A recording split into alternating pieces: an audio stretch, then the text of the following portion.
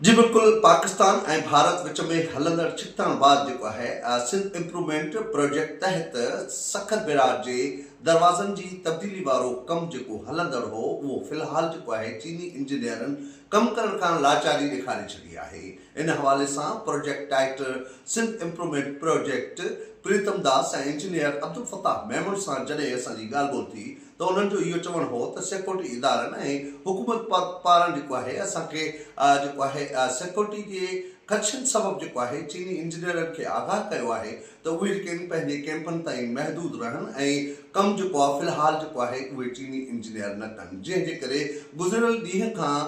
चीनी इंजीनियर जेके आहिनि उहे कैंपनि ताईं महदूद आहिनि ऐं पाकिस्तानी इंजीनियर जेके आहिनि उहे सखर बिराज जे दरवाज़नि जी तब्दीली वारो कमु जेको आहे उहो करे रहिया आहिनि। ऐं अव्हांखे ॿुधाईंदो हलां त दरवाज़नि जी तब्दीली वारो कमु जेको आहे पहिरें ॾींहं खां वठी हिन वक़्त ताईं जेको आहे सुस्त रफ़्तारीअ जो शिकार आहे, जंहिं करे जेको आहे चीनी इंजीनियरनि पारां 31 मई ते जेको घुर्बल वक़्तु घुरियो हो त 31 मई ताईं जेको आहे 16 दरवाज़ा सखर बिराज जा लॻाया वेंदा, ॿिए मरहले में 16 ऐं टे मरहले में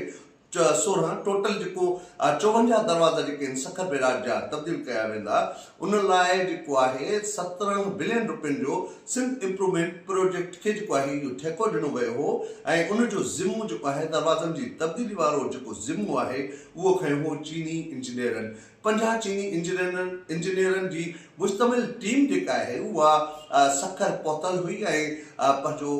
दरवाज़नि जी तब्दीली वारो सखर बिराज जो कमु करे रही हुई, पर हिन वक़्त जी जेका पोज़ीशन आहे उहा 13 दरवाज़ा जेके आहिनि उहे सखर बिराज जा लॻी चुका आहिनि ऐं बक़ाया जेके आहिनि उहे 3 दरवाज़ा रहियल हुआ। पर पाकिस्तान ऐं भारत विच में हलंदड़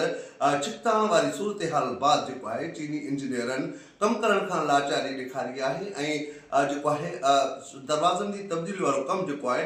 फ़िलहाल जेको आहे उहो चीनी इंजीनियर न कंदा, जंहिंजे करे जेको आहे अञा कमु जेको आहे उहो सुस्त रफ़्तारी सां यानी कि 31 मई ते जेको कमु थियणो हो उहो हाणे जेको आहे अञा वधीक वक़्तु खाईंदो। जॾहिं इहो अञा वक़्तु वधीक खाईंदो त इन जो भार जेको आहे सिंध हुकूमत ते पवंदो। पहिरियों ई 17 बिलियन रुपयनि जो ही ठीको हो, जंहिं बाद जेको आहे हाणे इहो 25 बिलियन रुपयनि ताईं वञी इहो ठीको पहुतो आहे आपाशी ज़रियनि मुताबिक़। त अञा वधीक जेको आहे